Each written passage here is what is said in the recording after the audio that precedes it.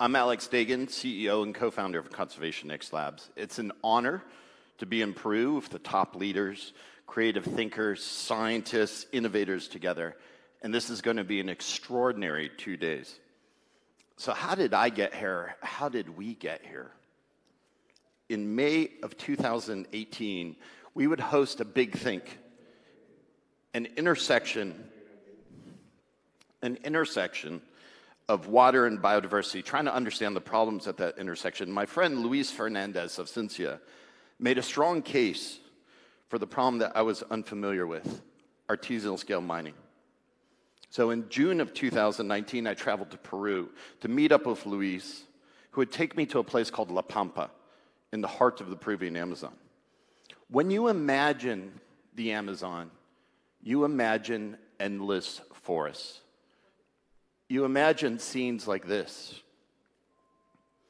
But what we found was something different. This is the moment that we broke out of the forest to see La Pampa, to see the devastation that we saw with artisanal scale mining. This is the moment that, for me, everything changed. We saw a landscape that was now 1/3 water contaminated with mercury, covered with deforestation. In La Pampa, 25,000 miners cleared 15,000 hectares of primary Amazonian rainforest. This was a rainforest of 150-foot trees that harbored jaguars, capybaras, tapirs, scarlet macaws, spider monkeys. But this isn't just a problem of the Amazon. We think of ASM as a small problem, a local problem. It is not. It is through this rudimentary process that roughly 20% of the world's gold and nearly 40% of mercury emissions are created, greater than coal fire plants or industrial releases. Conservation also has a challenge. I've spent my life protecting animals around the world in places like Afghanistan, Russia, Madagascar, even here in Brazil.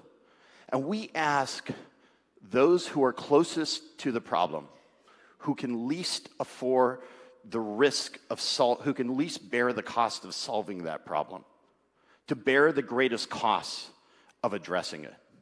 When in fact, it is not the people who are mining gold or dealing gold here. It is the fact that this problem is caused by demand of some of the biggest companies in the world. 70 out of the 500 Fortune 500 companies in this report that was done by reporters at the Miami Herald were found to actually source gold out of places like La Pampa. This included Apple, Google, Lockheed Martin, Macy's, and others. It includes me. The gold that we carry in our pockets every day, in our electronics, in our electric vehicles as we move to an energy transition, is taken from places like this. Is taken from other minerals that we take from places in the Congo. But the way that we have been doing ASM has been the same for tens to even hundreds of years. 40 to 100 million people use ASM to get out of extreme poverty. The one thing I have seen as a conservationist is bans and raids haven't worked. You can't deny people the livelihoods that we have in the United States. And as a conservationist, as a wildlife biologist, I've spent years working in the rainforest around the world. I don't want ASGM, but we have to offer solutions. We can't just stand aside and say, this is wrong, we don't like it, it should stop, without providing the incentives, the innovations, the transitions that we need. We need innovations. The problem with ASM is one problem that faces the whole Amazon. We all know, the people who are here, that the Amazon rainforest represents over half the Earth's rainforest.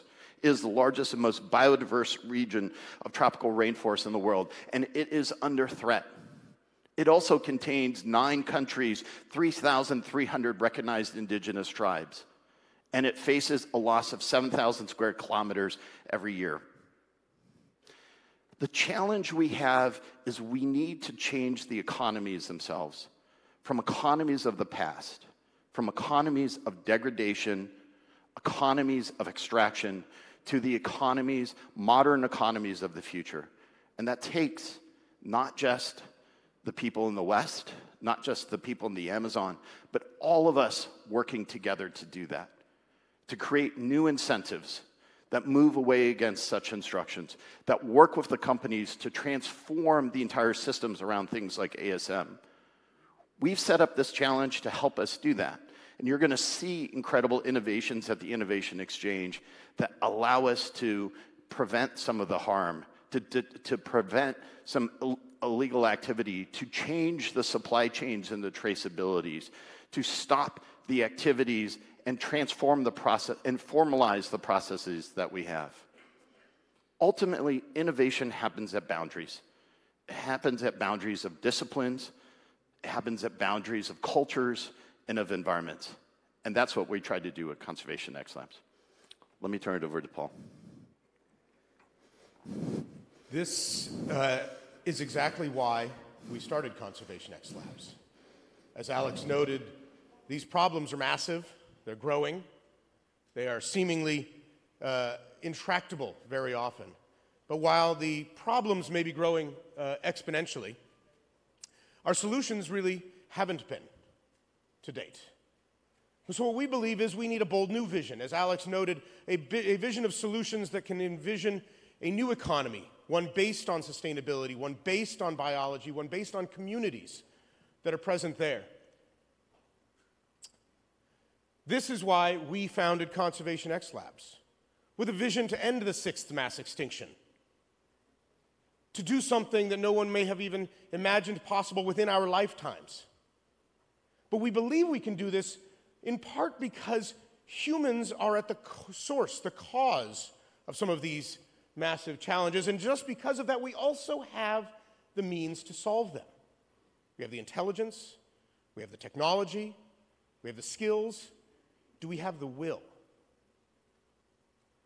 We've seen this in other fields. We've seen global health and food production and education capitalize on new technologies, on innovation, on entrepreneurship to really transform the way those fields work. We ask ourselves, why not conservation? And that's what we believe at Conservation X Labs, is that we can do this in conservation because of the power, the intelligence, and the will that is present in innovators like you will see here, as well as every single one of you in this room. But the biggest problem we face is that talent is everywhere, but opportunity is not. That's why we utilize open innovation, as we call it, things like the Artisanal Mining Grand Challenge, an opportunity that says you, no matter where you are, no matter who you are, no matter what background you may have, no matter what education you may have, you have an opportunity to help solve a seemingly impossible problem. Give us your ideas, give us your passion, give us your hard work, and show us what you can do. And when we get enough of that going, we see breakthroughs, radical breakthroughs.